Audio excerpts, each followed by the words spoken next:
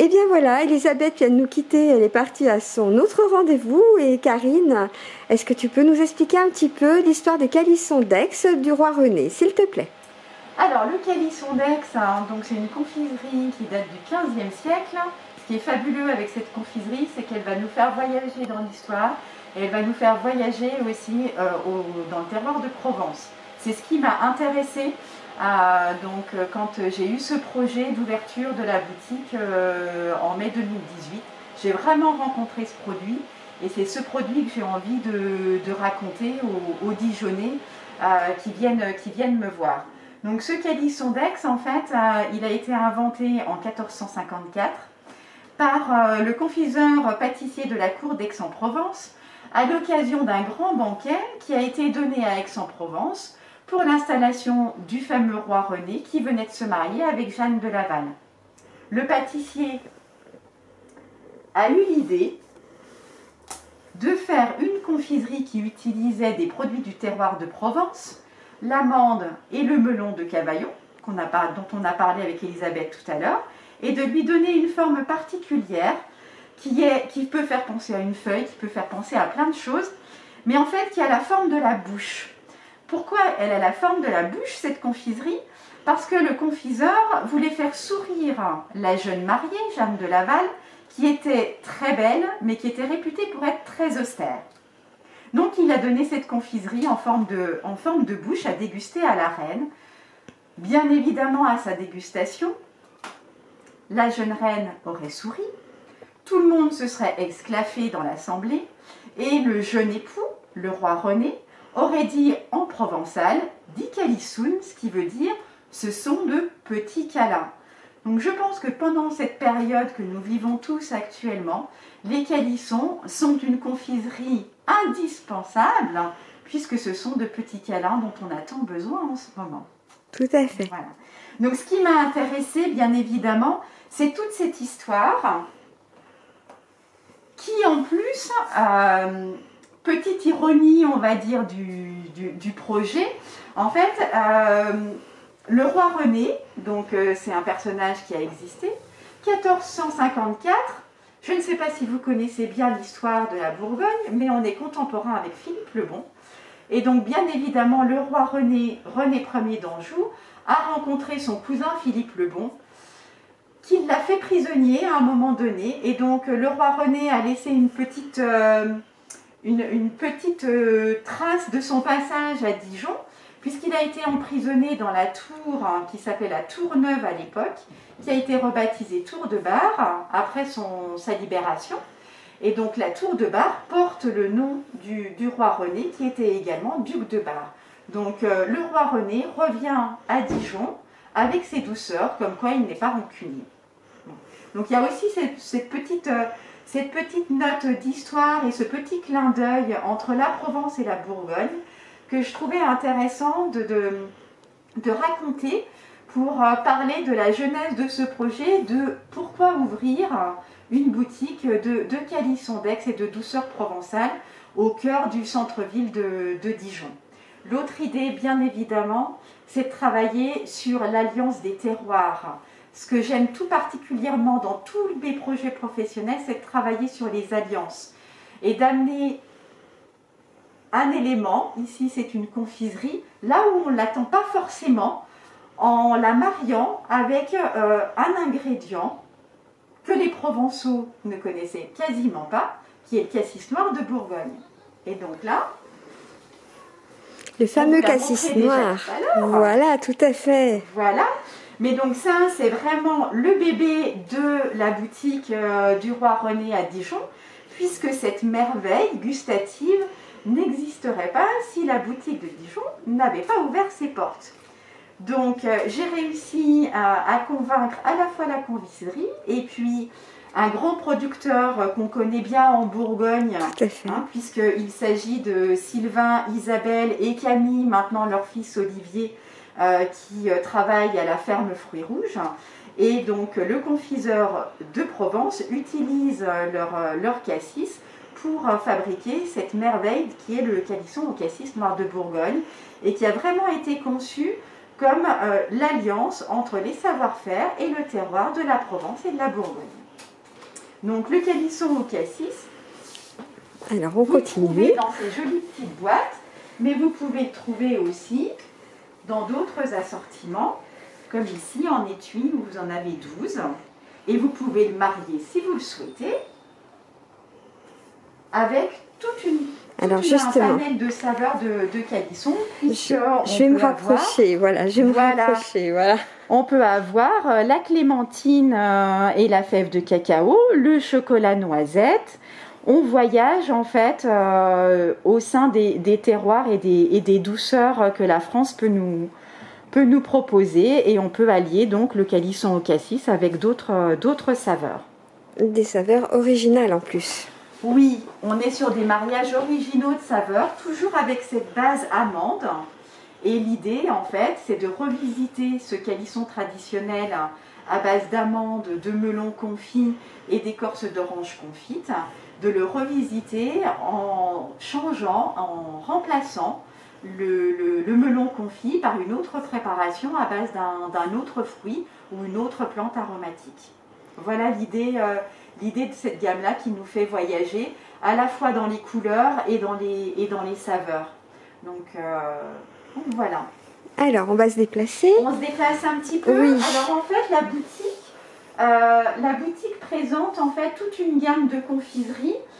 L'idée, c'est aussi de retrouver les différents ingrédients qu'on va pouvoir avoir dans la recette du calisson d'Aix, et puis d'avoir aussi comme fil conducteur, bien évidemment, l'amande, qui est cette matière première, cet ingrédient qui est phare en Provence et qui est un petit peu perdu en termes de production, puisque dans l'histoire, on a arraché des amandiers au profit de pieds de lavande ou de vignes.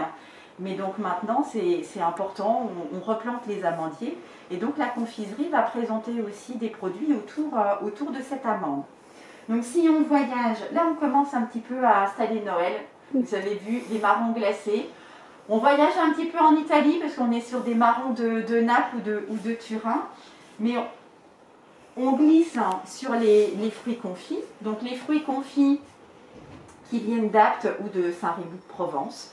Donc qui font écho au melon confit utilisé dans la recette du calisson d'Aix. Ensuite, si on se déplace, ici vous avez toute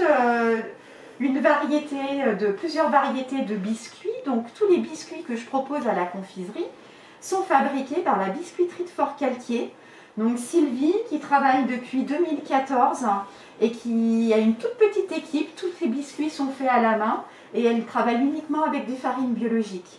Donc en fait, ces biscuits, on va retrouver les biscuits traditionnels de Provence, comme ici les navettes, les fameuses navettes à la fleur d'oranger. On a bien évidemment les croquants aux amandes également, et puis toute une gamme de sablés, avec notamment les sablés aux amandes. Voilà. Vous retrouvez les biscuits, alors je ne sais pas... Voilà, je bouge de l'autre côté. Les biscuits aussi, voilà, dans des sachets ou dans des boîtes, avec... je les montre parce qu'ils sont emblématiques. Alors, je vais me rapprocher, voilà. Voilà, on est sur les macarons de Provence. Donc là, on est sur les macarons traditionnels. On n'est pas sur le macaron pâtissier que tout le monde connaît et que tout le monde apprécie avec toutes ses saveurs aussi. On est vraiment sur le macaron de Provence, qui est cette fameuse boule croquante, croustillante à l'extérieur et très moelleuse à l'intérieur. Et je vois quelque chose d'original, c'est tes cœurs en calisson. Tes petits cœurs en calisson. Alors, le calisson, avec sa forme donc de sourire, de bouche ou de feuille, on peut effectivement l'associer pour faire de très jolies formes. Et là, on va retrouver la forme de cœur, qui fait aussi écho donc à l'histoire du calisson avec cette symbolique du câlin. Voilà. D'accord. Un calendrier de l'Avent, original aussi. Donc là, on a commencé à installer la gamme de Noël avec, en ce mois de novembre, l'article phare, bien évidemment, qui est le calendrier de l'Avent. Très original, puisqu'il représente en fait des essaims d'abeilles. Ce visuel avec les essaims d'abeilles a été choisi pour vraiment pouvoir parler de l'engagement de la confiserie auprès de la filière apicole en Provence, avec notamment le soutien de jeunes apiculteurs qui travaillent en transhumance. Donc grâce à ce visuel, on peut parler aux clients de l'engagement de la confiserie auprès de cette filière apicole. Alors dans le calendrier de l'Avent, il y a bien évidemment plein de surprises. On est sur les douceurs provençales. Donc vous avez les calissons, les nougats, dont je vais vous parler juste après, les petits biscuits. On a les olivettes, qui sont les amandes enrobées de chocolat. Donc on est aussi sur une confiserie traditionnelle de Provence. Et puis les pâtes de fruits. Voilà. Autour du calendrier de l'Avent, on va retrouver les coffrets de Noël qui proposent en fait et qui invitent au partage avec les différentes confiseries qu'on peut proposer au moment de Noël pour un moment festif. On va retrouver les calissons d'Aix, les calissons enrobés de chocolat, les nougats, les olivettes, les pâtes de fruits et plein d'autres gourmandises. Alors justement, voilà, je me rapproche un petit peu. On peut parler juste avant les nougats de ces jolis roses de Noël. Donc, hop, toujours en hommage aux abeilles. Hein. Donc, toujours en hommage aux abeilles, avec la forme d'alvéole, comme ceci, qu'on peut suspendre donc, à son sapin en décoration et qui renferme des gourmandises. Donc, toujours calisson, nougat et un très moelleux caramel au beurre salé truffé à la crème de calisson. Ça donne envie, hein. Voilà, voilà. Donc là, on va retrouver donc, ces petites alvéoles à suspendre au sapin. Hop. Et chose promise, chose due, je vais vous parler du nougat. Eh bien voilà, je te suis, je t'en prie. Alors, suis-moi. Le nougat, c'est le premier savoir-faire en fait de la confiserie d'Aix, puisque la confiserie fête ses 100 ans cette année. Centenaire, je ne fais pas mon âge. Donc Ernest Guillet, donc petit confiseur d'Aix-en-Provence, était nougatier en fait. Et ça s'appelait la nougaterie du roi René. Donc dans la confiserie, on a vraiment le savoir-faire du calisson, mais on a aussi le savoir-faire du nougat. Avec le nougat blanc, on est sur un nougat tendre, un nougat de Provence qui est fabriqué avec du miel de lavande. Donc on est vraiment sur du nougat tendre. Voilà. Ça c'est vraiment le savoir-faire. Et l'autre nougat traditionnel de Provence qui est beaucoup moins connu, c'est ce qu'on appelle le nougat noir. Le nougat noir qui est très différent, qui est très croustillant, puisqu'en fait vous avez beaucoup d'amandes mélangées à du miel toute fleur de Provence, le tout cuit dans un chaudron en cuivre, bien évidemment. Donc vous avez ce miel caramélisé, les amandes torréfiées. C'est juste un régal quand vous croquez dedans. Pour les nougats, on va avoir bien évidemment d'autres créations. Voici. Donc là, on a le nougat à la pistache. On peut avoir aussi le nougat aux agrumes, par exemple.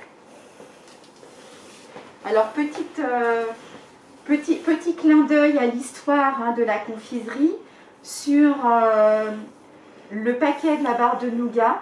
En fait, on voit cette banderole Nougaterie du roi René, juste pour vous dire que c'est cette banderole qui était en 1920 sur la devanture en fait, de la confiserie à Aix-en-Provence. Donc c'est le petit clin d'œil de la confiserie à son créateur en 1920. Voilà. D'accord.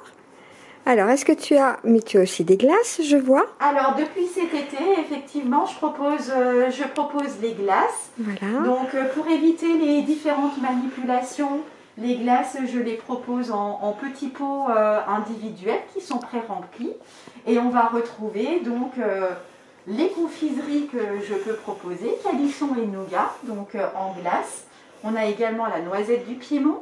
Et dans les sorbets, vous allez avoir vraiment des sorbets plein fruits avec le melon, la mandarine, la framboise, où on a l'impression en fait de croquer dans le fruit quand on plonge la cuillère dans sa bouche.